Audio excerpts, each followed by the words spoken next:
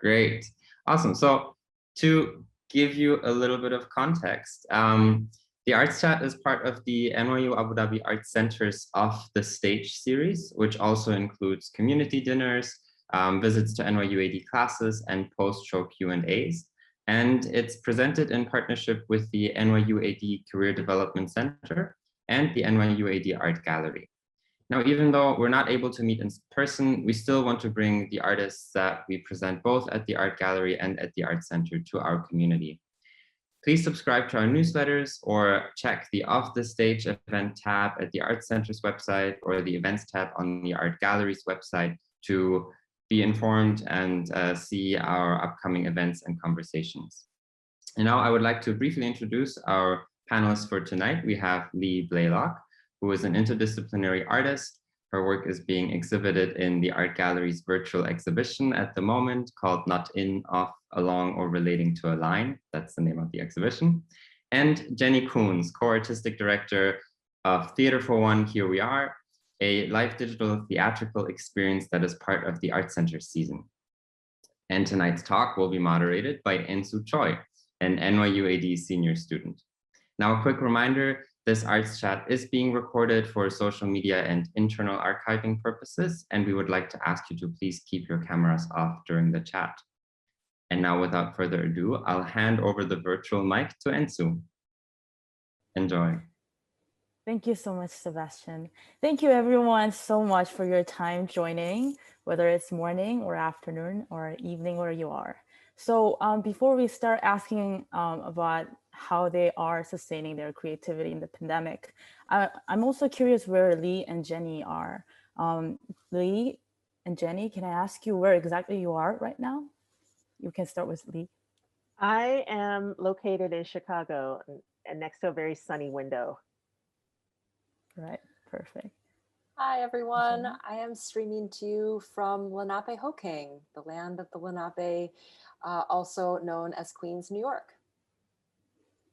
Amazing, thank you.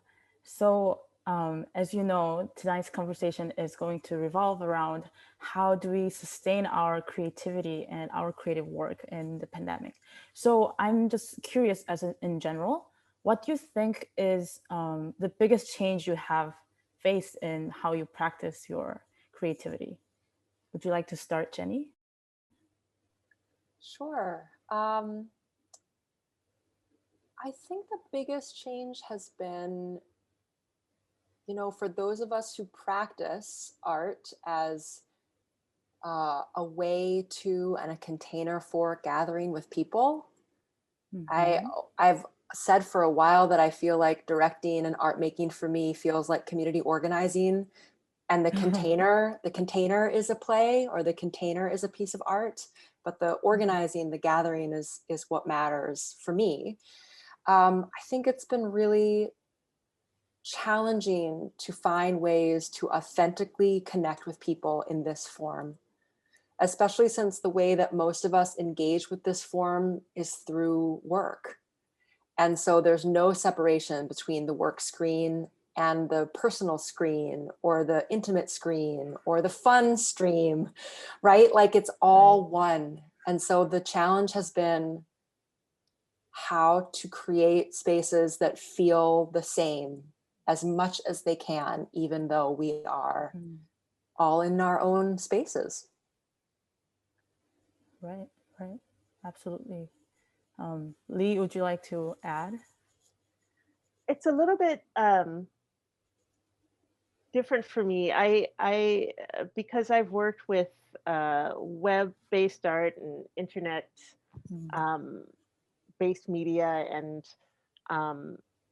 screen-based work, and I'm a studio of one. It's always I've always had a part of my practice be viewable through a screen, mobile or desktop or otherwise. And so for me, the way that I work hasn't changed, but the number of people who see the work as it was intended to be seen has changed. And so the number of people who are recognizing and maybe haven't before, that the screen is a place where you can see work that was created specifically for the internet or for a mobile platform, has grown exponentially as we've all been in lockdown. And so I feel like the audience doesn't need to be as educated when they're looking at my work anymore, you know, because we're all kind of stuck in this situation. And so my practice hasn't changed, but the way that people view the practice or respond and in number has changed. Right, absolutely. Right. I think one of the things you both mentioned is how the audience is situated and how you are situated in your space. Now I'm curious, how has it been for you to be forming a space for the audience to engage? Like, I know for Theater for One, it was a transition from a physical space to online space. And for you, Lee, I'm sure the exhibition space has transformed from being offline to online. So has it affected how you create your artwork and how you expect your audience to react to? I'm curious how you think about it, Lee. One of the things that was interesting about being invited to the exhibition by Maya and Heather is that they were already looking at work that was created for the purpose of viewing it on a phone or on a small screen or a device. And of the work that I have in the show, 2 of those pieces were already done like a year before. And so creating a new work for the show didn't really change the way that I work, but did change my narrative to fit the time. It was really interesting because Everyday Cyborg TV, which is the series that's in the show right now, was created pre-pandemic, and looking at it through the lens of being quarantined inside of your house was very interesting to me, because I couldn't have imagined that it would have this sort of meaning. And so it was interesting to be brought into a situation that felt familiar in terms of platform, how an audience would see it, but through the context of the pandemic and all of the artists kind of speaking through their work in the context of this unusual situation. So and I was very happy that Maya and Heather and the whole team was able to bring viewers into that situation who hadn't been introduced to that kind of work or that kind of viewing platform before. So again, it wasn't as difficult for me to change to adapt to this way of working, because it was part of my toolbox to begin with. But the context kind of threw a narrative on top of it that was unforeseeable almost. So made it really interesting from my perspective. Right, absolutely. I love what you just said, Lee, about how we are all uncovering the things that are added on top or added in addition to how folks have experienced what we made in the before times from being in this time. Theater for One is, in its OG original form, a booth, a kind of anonymous Black booth that is very much in the visual vocabulary of road boxes. It is and was designed by Christine Jones, the co-curator for this series, and also the creator, and she is a set designer, who kind of started exploring what these very intimate one-on-one experiences could be like, where a slider opens in the vocabulary of almost a peep show or a confessional, and you're met with a stranger that's talking to you, and it's live. So in thinking about what that meant to translate that into a digital form, you know, for years, people have been asking her, do it online, do it online. It would be so great online. And there was always this feeling of like, well, what's special is the real life version because there's something so unexpected. So when we started to think about what it would mean to go digital, we first started with, well, what are the best parts about the in real life experience that we would want to preserve? A surprise, sense of surprise, not knowing who will be on the other side of the slider from you. So how do we maintain as many of those aspects while embracing what this can do? Kind of like what Lee said, the radical accessibility that theater is experiencing right now, that folks who have not been able to attend shows because of economic barriers, physical barriers, geographic barriers, this is a moment of access. And so how do we create something for this form that offers something that the in real life cannot offer? And that was a really different exercise from, well, just do what you do in real life, but do it online. And that was never interesting. Never interesting to us. That's not to say it's never interesting, but it was never interesting to us. It's like what you said, Lee, like if you're creating four mobile screens, 4 small screens, it's a different intention than, well, if you can't see it in the gallery, see it on your phone. It's a totally different point of view. Yeah, it's almost like the flaw in trying to plan a happy hour on Zoom. Like these kind of social interactions aren't supposed to happen.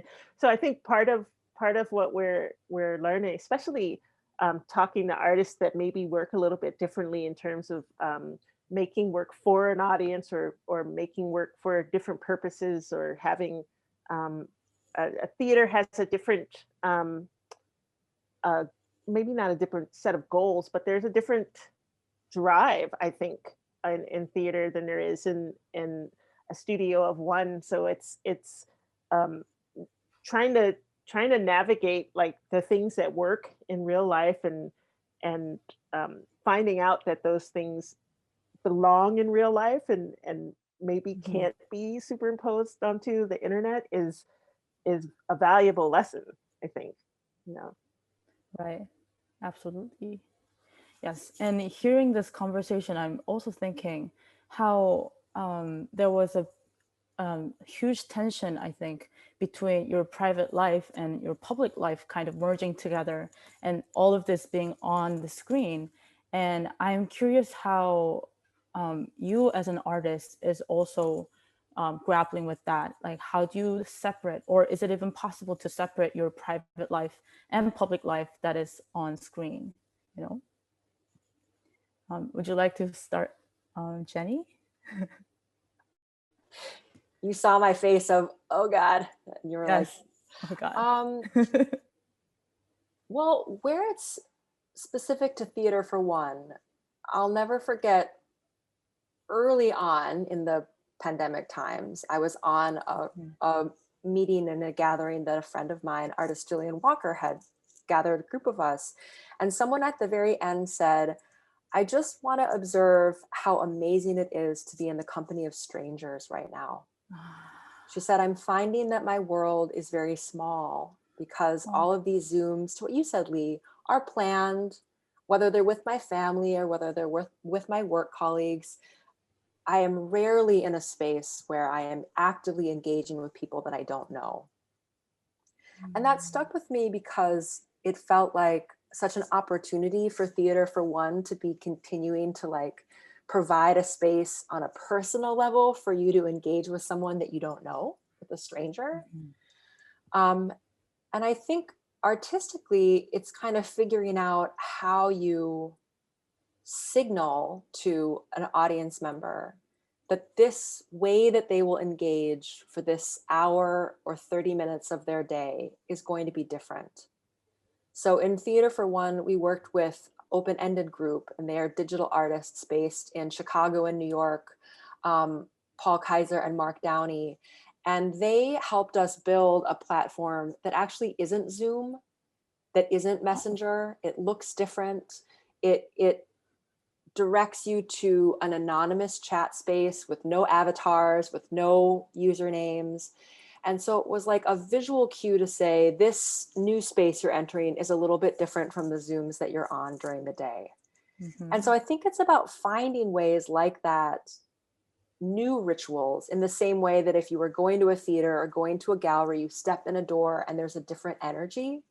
It's how do you create that same kind of passageway when the screen is always present.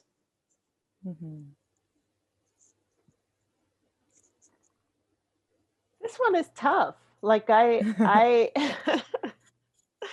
in terms of the work, just coming back to the work,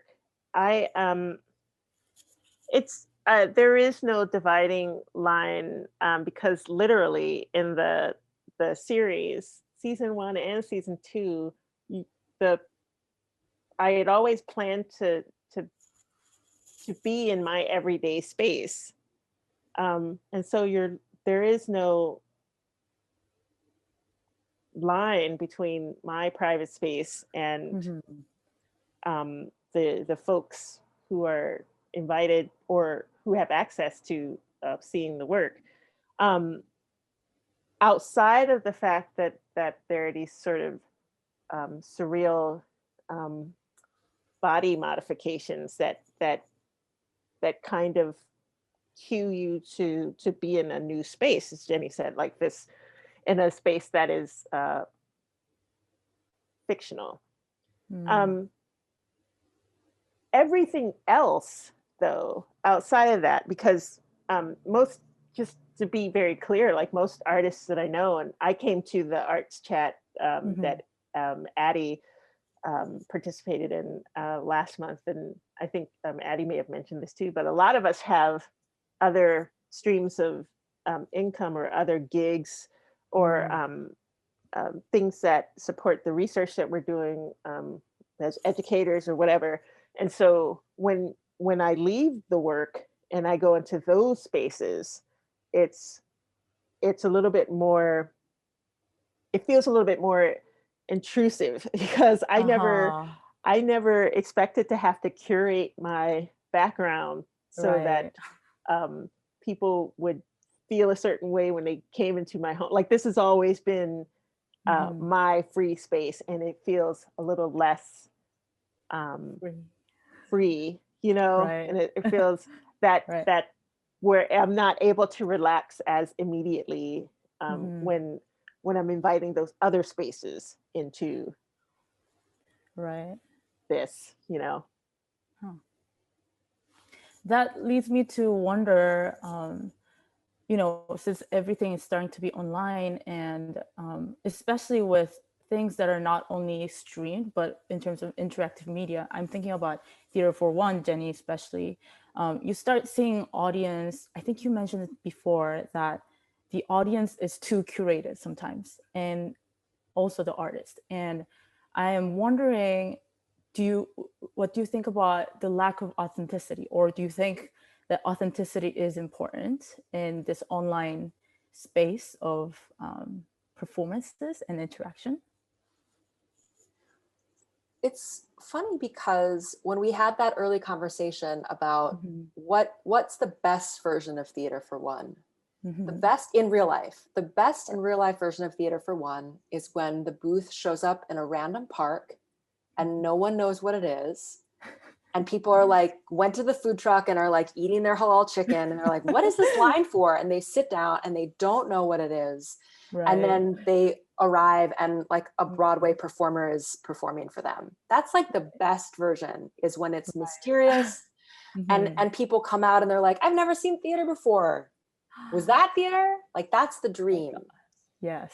So I think one thing that's in contrast to what I said before, the kind of radical accessibility, the contrast of that is you have to have the link. We're not in a place where I could be walking to go to a bar to meet my friends and I see an exhibit in the window and I'm like, oh, I have 15 minutes to spare. I'll just go in and look at the gallery. It's not that time. So I think the thing that's really difficult is while it is accessible, it is also even more curated than ever before, especially the longer we go on this, where there are more and more options, which is great. And the thing we kept asking our producers for the first version based here in New York was, how do we get people who have never heard of this? Is there any way to recreate the drop by digitally? Because if it's only through people who know, then in a way it becomes even more in the know. Right. And if you don't know, then you don't know.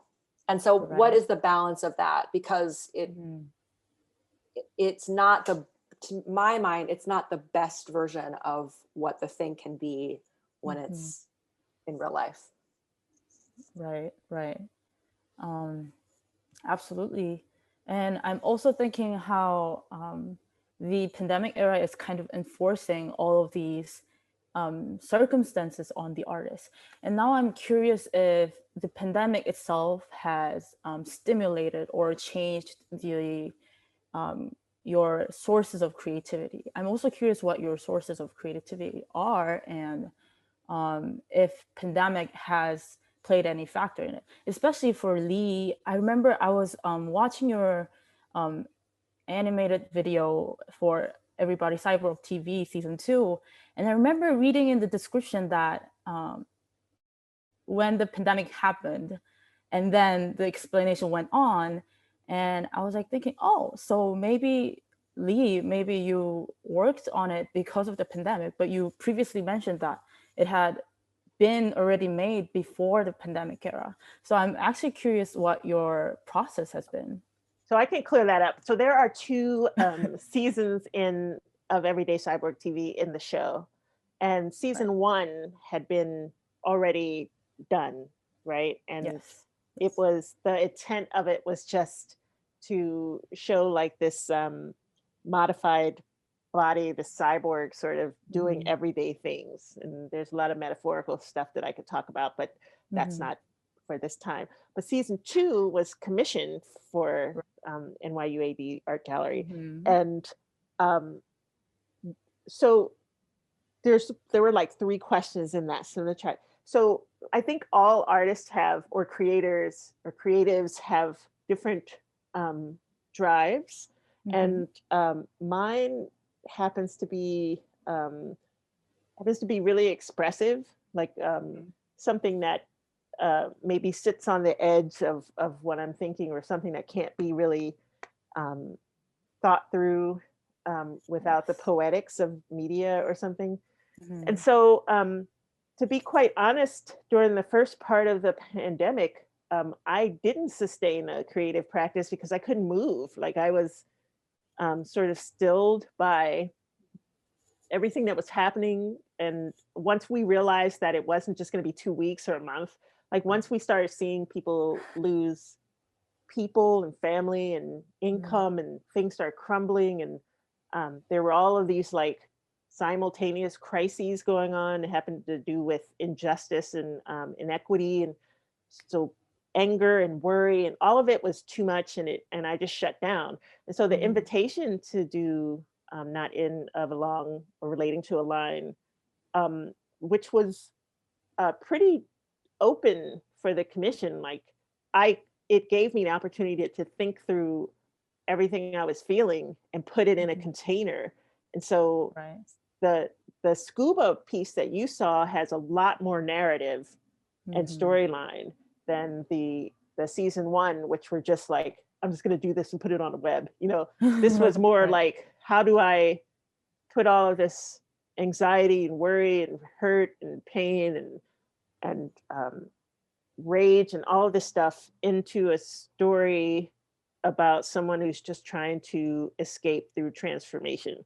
And so, and I think we all know that it's easier to keep things going than it is to start. And so like the invitation to the show was the thing that's got me out of the rut and started the creativity during the pandemic. But yeah, so my drive was just trying to figure out what it was I was thinking while I was making the piece, because like during the beginning, we all like relied on each other to worry too, but that meant that we were just in the cycle of worry, and there wasn't any space to kind of consider how we felt and what to do with all that. It was just like perpetual worry, and that wasn't helping me. So how do you get out of that and think through it with a piece? So yeah, that was my drive for Scuba. I see. How about you, Jenny? I love what you said, Lee, because it's interesting. When we started going to writers to write for Here We Are, we heard a similar thing where a number of folks were like, to be able to create something short and directly in response to where we are felt like an important way to process this moment we're going through, because it was so bite-sized and such a reflection of now. I feel like for myself creatively, I feel similar to you, where the first few months were just about deep listening to the moment we were in, and it didn't feel like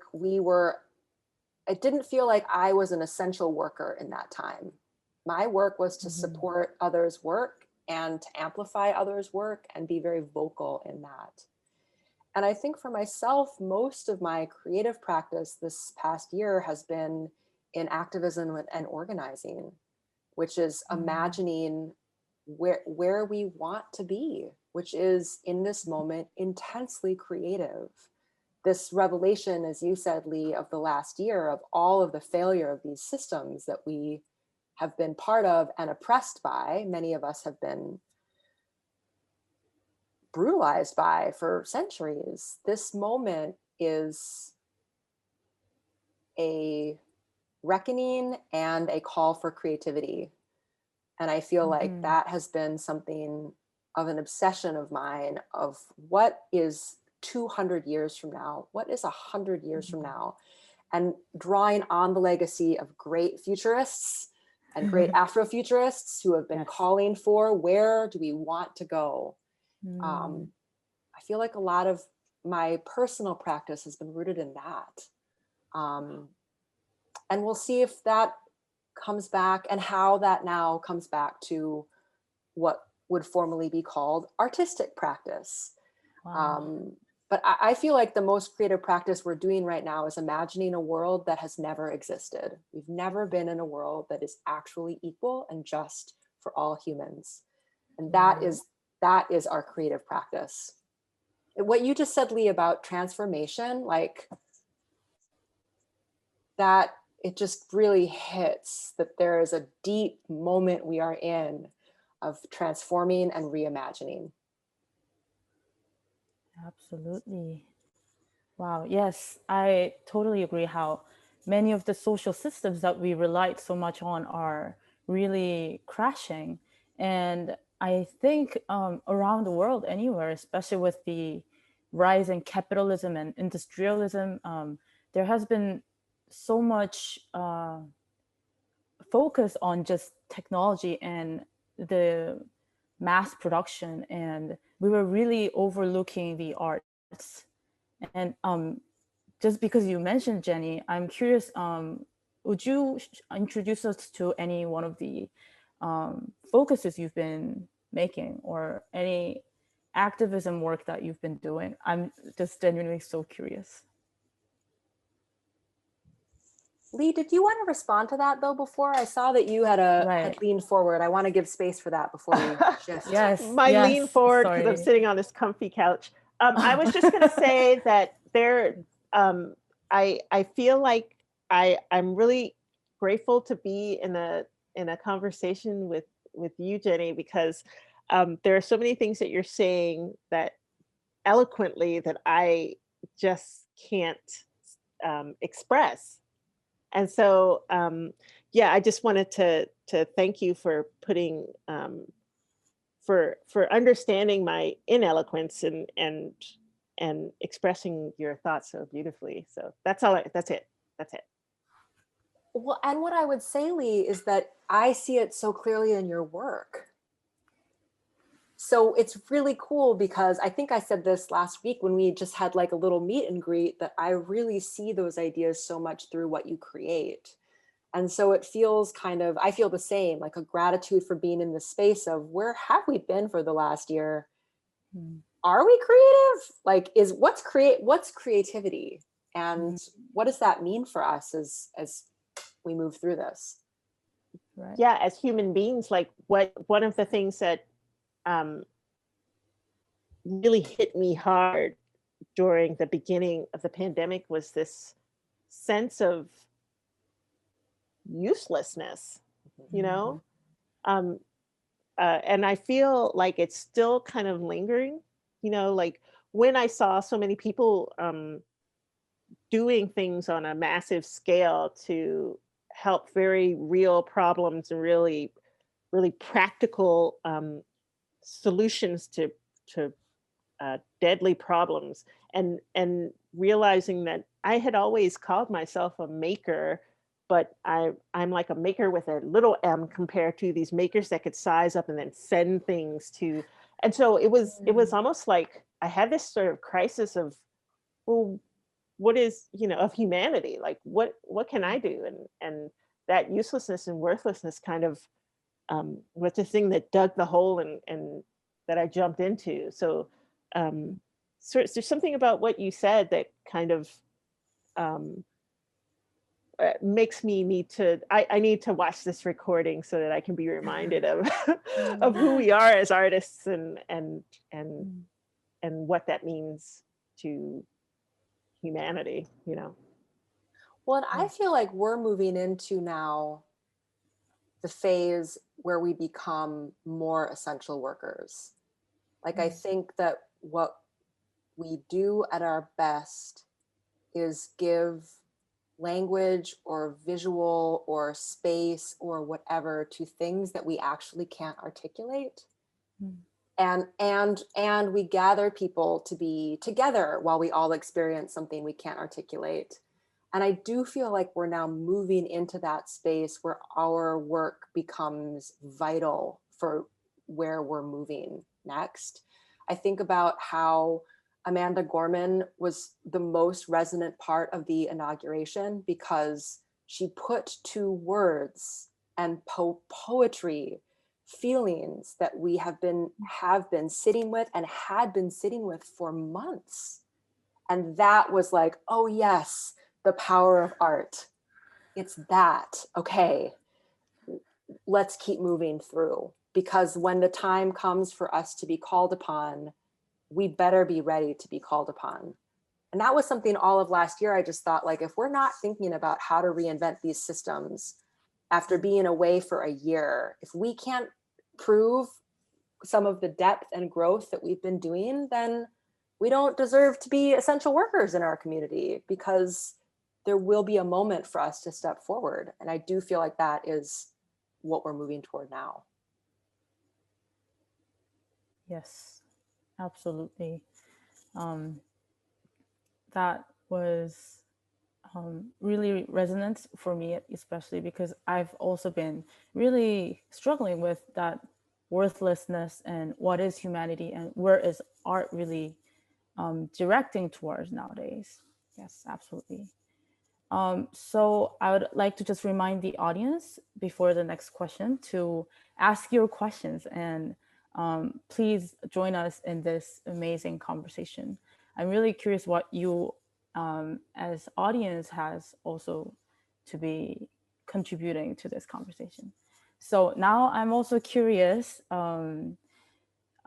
with the pandemic in our mind, I think things are changing so quickly, and we're thinking all in terms of the pandemic. And I'm wondering how we're changing our lifestyles because of the pandemic. And we're also thinking more about, oh, what is going to be like without these restrictions of a pandemic? And I'm curious if you liked or disliked anything particular about the pandemic, and if you'd like to keep any of them or get rid of any of them after, hopefully when the pandemic is over. Would you like to start, Lee? was my face a cue? Yes, because I'm thinking so hard about it.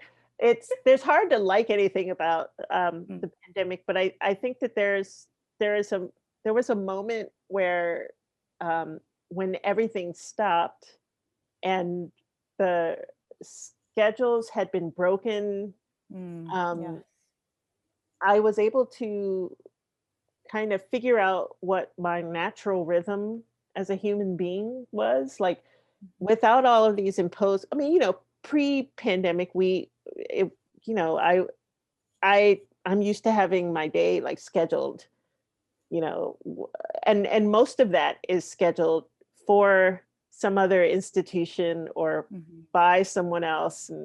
And so there's not much flexibility there. So like, who am I as a person? Like, what time do I wake up, and how, like, when's my productive time? And am I really happier when I'm productive for, 12 hours as opposed to 6? And, what do I consider productive, and where does the studio practice fit into, and what about my other practices, and how do those relate? And like figuring out like what my natural state of being was, and having time to do that was a once in a lifetime, I feel like, situation, because once this is over, we go back to, because we live by the clock, and because the clock determines what our income is. So like, how can I keep some of that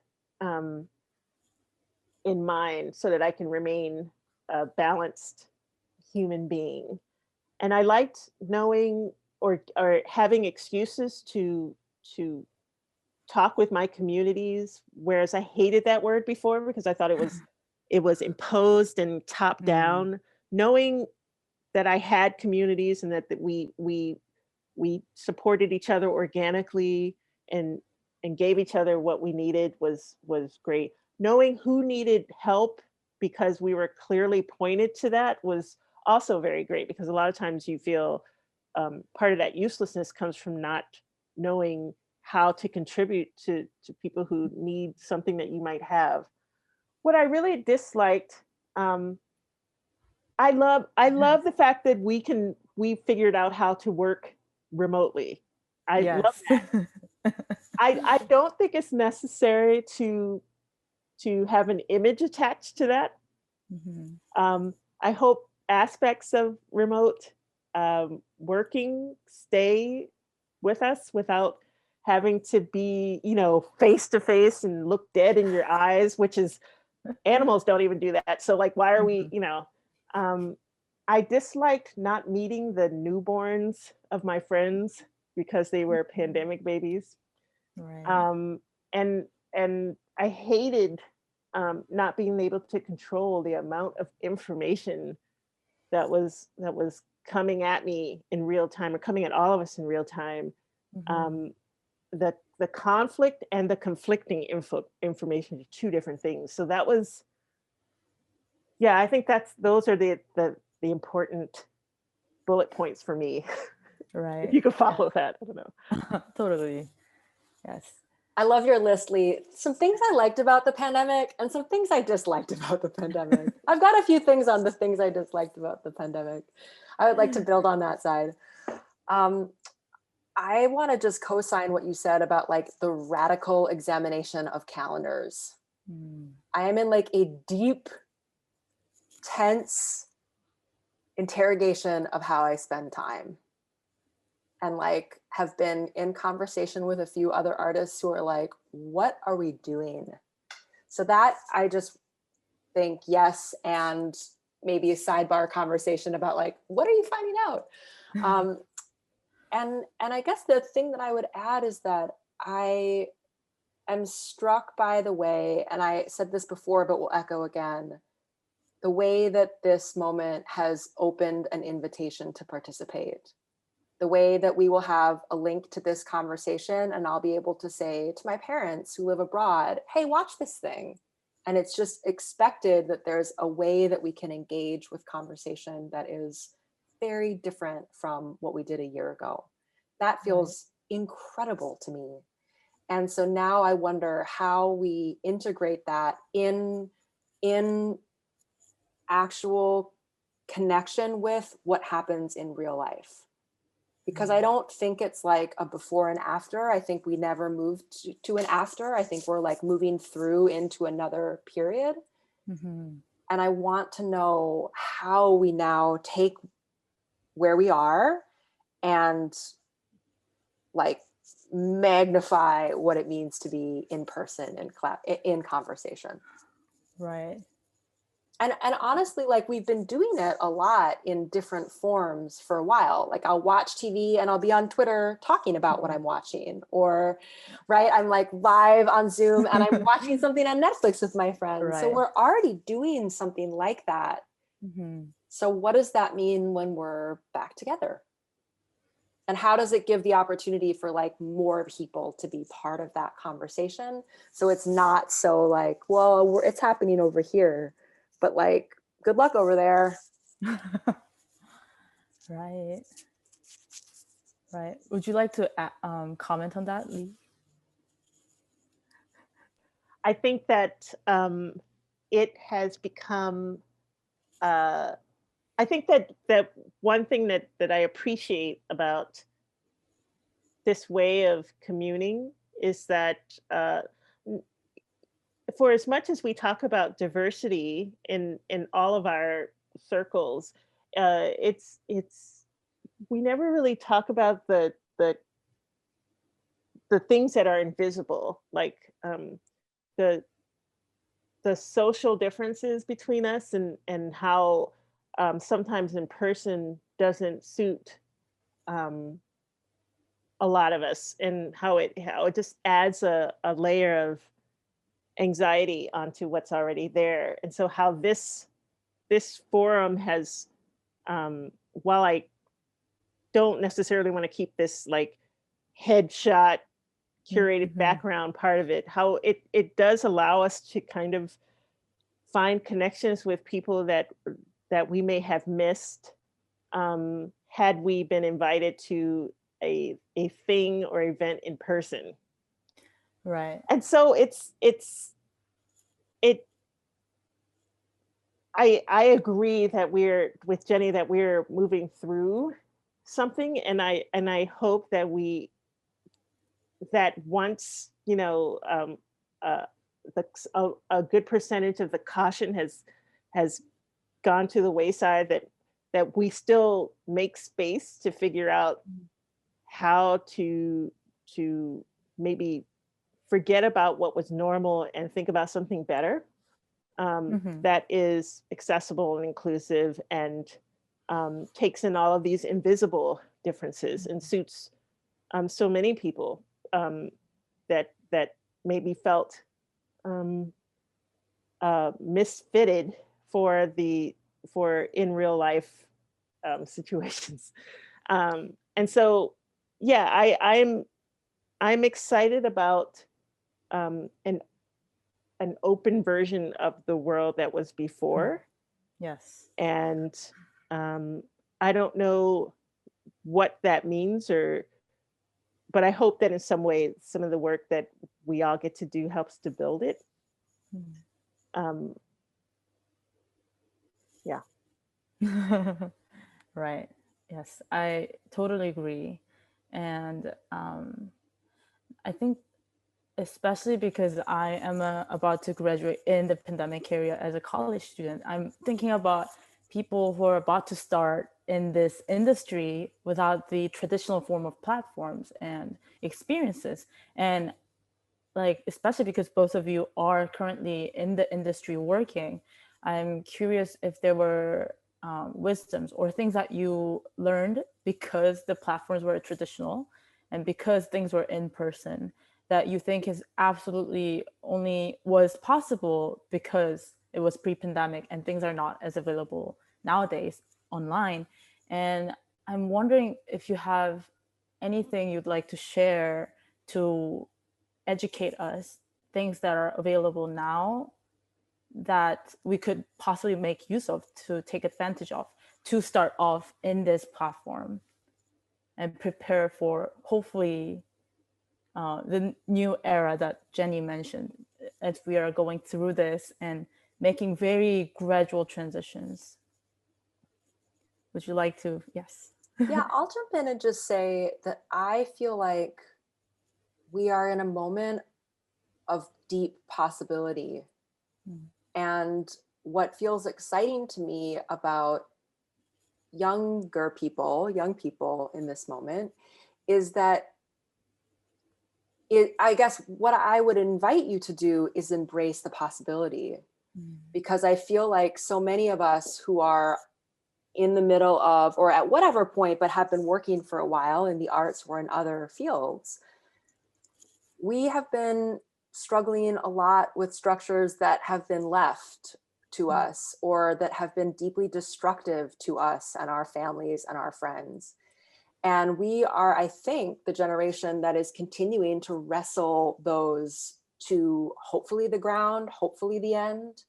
But I feel like this new moment is of possibilities, I think, to say, what is something else that can exist? And I think one thing that we're seeing is the ways that community is gravitating to certain platforms, like Clubhouse is a great example, or like the obsession last year with Animal Crossing. Like, what are these kind of cultural pops telling us about how people want to gather, how people want to tell stories, how people want to share information? That's where we're moving. Right. And I think that being able to look at all of those things, rather than just say, I'm going to do new plays, I want to assistant direct for 10 new shows, and I think that's old. I really do. And so it feels like a moment of looking at everything. People are craving story and gathering right now in a way that I think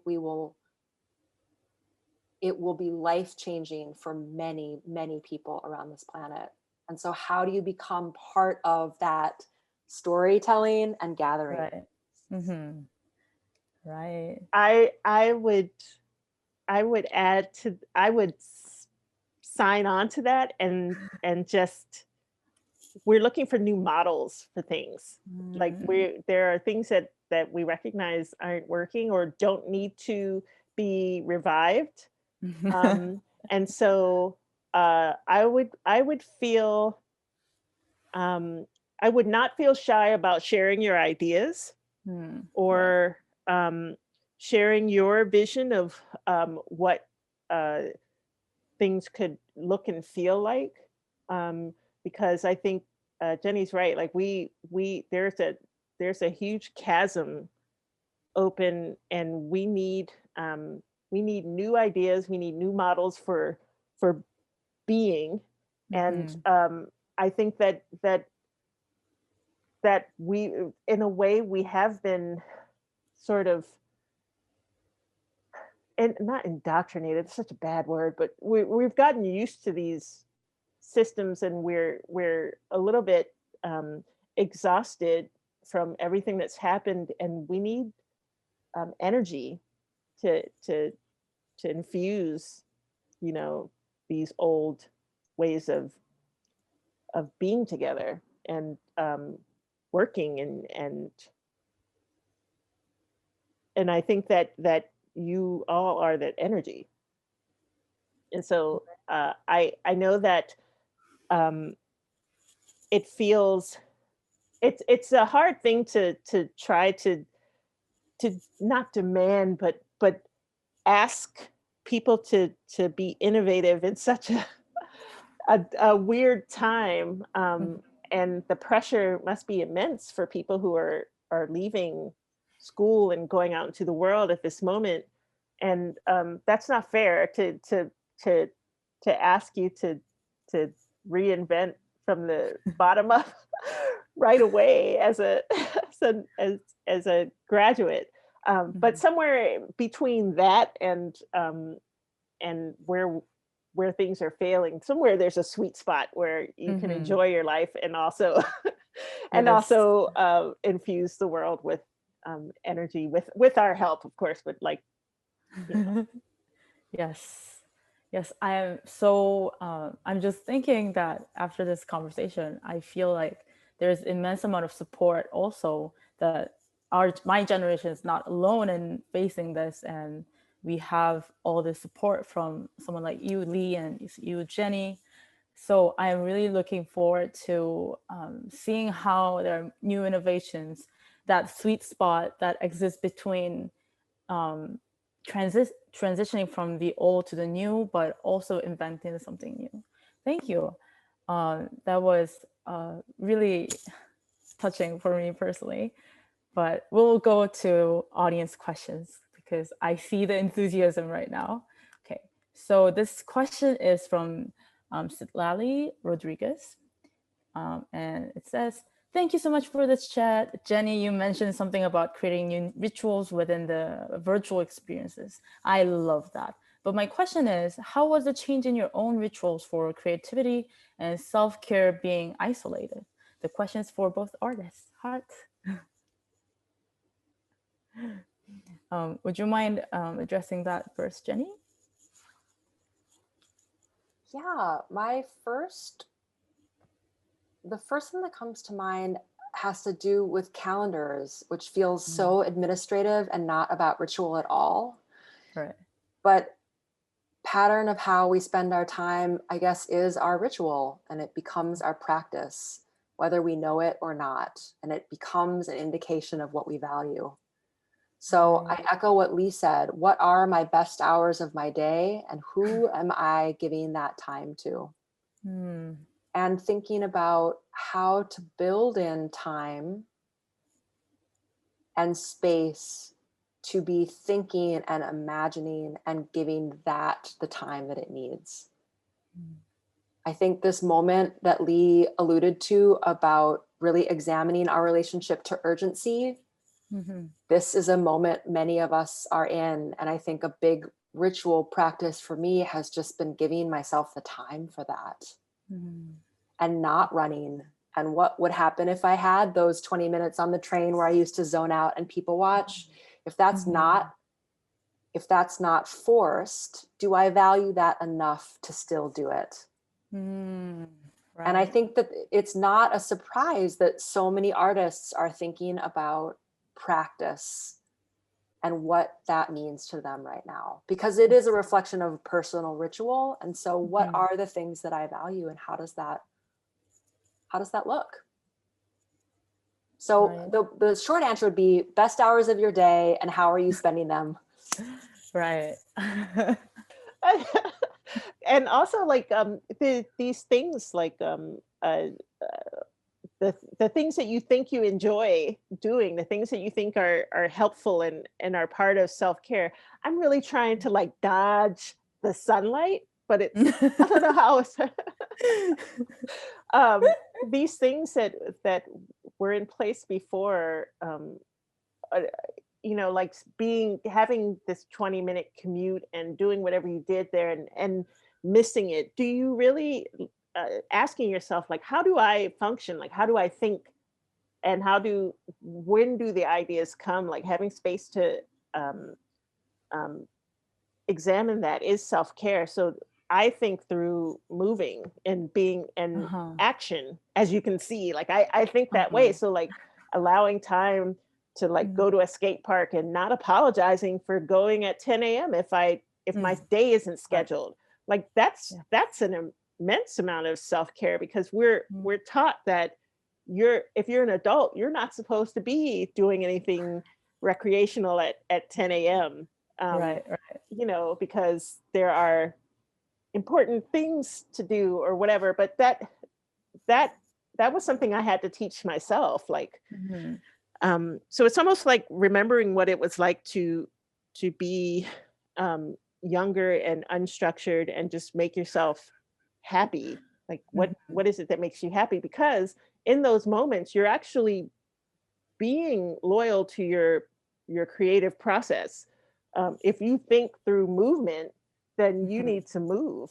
You're on your bike or swimming or whatever that is, or if that means talking to your pets or whatever, that's what you do. So that was self-care that I had to learn during the pandemic, and I had to learn how to stop apologizing Right. for it, which is a very adult thing to not apologize, but it's been very valuable to me. Right. There was a psychologist who did an article in the Times around New Year's resolutions, and she was saying that she wishes that people saw self-care more broadly. She was like, I feel like we've said that means baths or like making yourself a nice meal or a massage, and all of that is true. And her feeling was actually the way that many of us could care for ourselves would be with boundaries, with clear boundaries. She's like, so what if in this new year you imagine self-care as boundaries? How would that change your experience from day to day? And that feels to me, Lee, to what you just said about like, what is deep listening and then acting on that listening? And what is that level of self-care? Right. I'm just feeling how much more agency we have, actually. We are making more choices, and in a way, despite the circumstances, I feel like it almost gives us new number of options and our own will being more portrayed and being more manifested in a way. Thank you. Okay, I feel like it's difficult to hear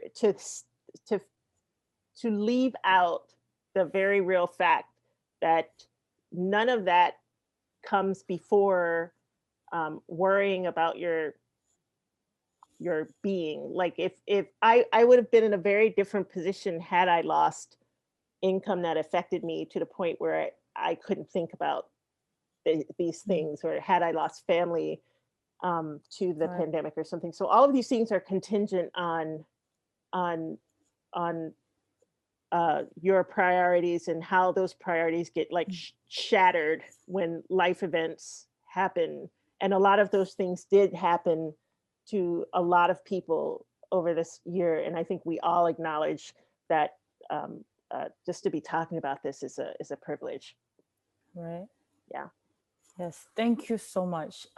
Thank you so much for mentioning that. I think this chat, like overall, is making me feel like I got so much insight to not only like sustaining and acting on practicing creativity, but also like, what do I do with myself, and how am I treating myself, and how are we all in this together? Thank you so much, Jenny and Lee, for this really, really helpful time and conversation. And I am really looking forward to see more of your works. And Theater for One is going to happen soon, and the exhibition is already up online. I'm so excited to revisit them and visit them. Thank you so much. And I'll hand over to, yes, thank you, Sebastian. Thanks for your great moderation. Thank you. It was wonderful. And Jenny, we need to keep in touch. Oh my God, yes. And just to follow on all of the thank yous, thank you, Eunsu, Lee, Jenny. Thank you to Lana, to everyone who's been working behind the scenes as well, Lily and Yamur. It's been such an inspiring and wonderful conversation. So thank you so much. Please make sure to join us on the next Arts Chat, which will happen on April 22nd.